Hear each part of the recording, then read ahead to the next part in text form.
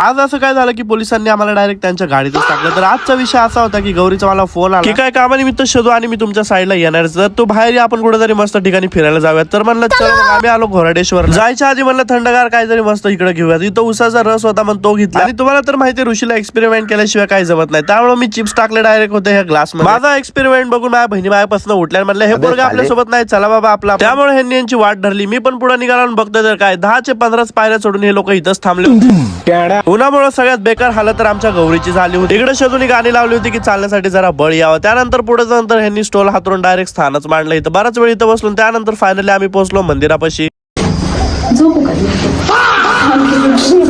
मंदिरातून दर्शन घेऊन आलो. त्यानंतर शोधून इकडे डब्बा आणला होता, सोबत दही पण आणलं होतं. दही गार करण्यासाठी असा आम्ही जुगाड केला होता.